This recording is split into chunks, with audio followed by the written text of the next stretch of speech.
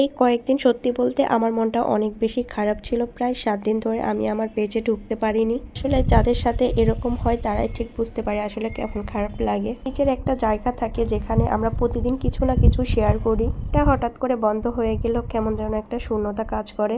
এই কারণে ঈদের আগের দিনগুলোতে আমার মনটা একদমই ভালো ছিল না। তার জন্য ঈদের দিনের তেমন একটা ফুটেজও নিতে পারিনি। ঈদের দিন সকালে খুব ভোরেই ঘুম থেকে উঠেছিলাম।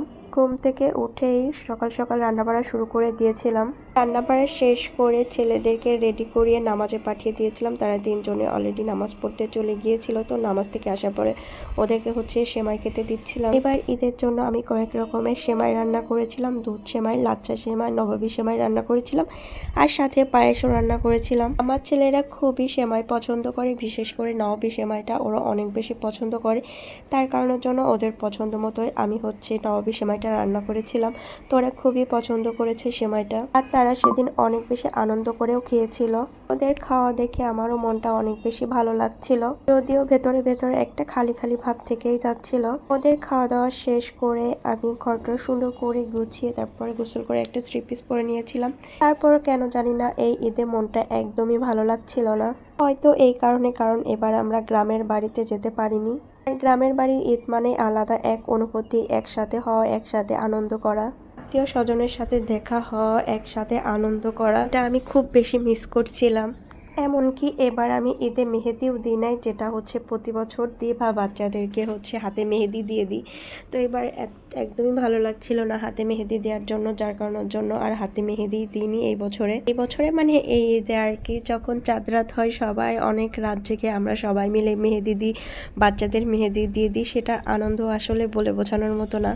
এরপর বাচ্চারা চটপটি খেতে চাচ্ছিল, তো আমি ওদের জন্য চটপটি তৈরি করে দিচ্ছিলাম।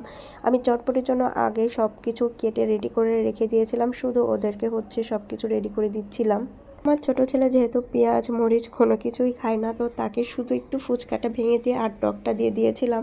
এরপর 2 ভাই মিলে বাইরে একটু খেলাধুলা করছিল, তো ওদেরকে নিয়ে চলে এসেছিলাম একটু ছাদে কিছু ছবি আর ভিডিও করার জন্য। তো ওই 2 ভাইকে এইভাবে আমি কিছু ছবি তুলে দিয়েছিলাম।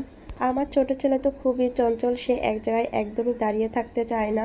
ছবি তোলার সময় কিছুক্ষণ একটু দাঁড়াবে, তারপরে দৌড় দেওয়া শুরু করে দিবে। পরে 2 ভাইয়ের সুন্দর কিছু ছবি তুলেছিলাম, তো তুলে বাসায় চলে এসেছিলাম। এসে গরুর মাংস রান্না করছিলাম। গরুর মাংসের জন্য কিছু মশলা ব্লেন্ড করে নিলাম, তো ব্লেন্ড করার পরে আমি মাংসটা বসিয়ে দিয়েছিলাম। ধীরে ধীরে রান্না শেষ হলো, এভাবেই আমাদের দিনটাও কেটে যাচ্ছিল। কোনো ঘোরাঘুরি নাই, কোনো বিশেষ প্ল্যান নাই। প্রতি বছর কোথাও না যায় আমার ননদের বাসায় যাওয়া হয়, এবছর সেখানেও যাওয়া হয়নি। সব মিলিয়ে সুন্দর সাদামাঠা একটা ঈদের দিন কেটেছে আমাদের, আলহামদুলিল্লাহ। সব ঈদই একরকম হয় না, কিছু ঈদ আমাদেরকে থামতেও শেখায়, নিজের ভেতরে তাকাতেও শেখায়। এই ঈদটা আমাদের জন্য এরকম একটা ঈদ ছিল। তো আপনাদের ঈদ কেমন কেটেছে অবশ্যই কমেন্টের মাধ্যমে জানাবেন। ভিডিওটি কেমন লেগেছে অবশ্যই জানাবেন।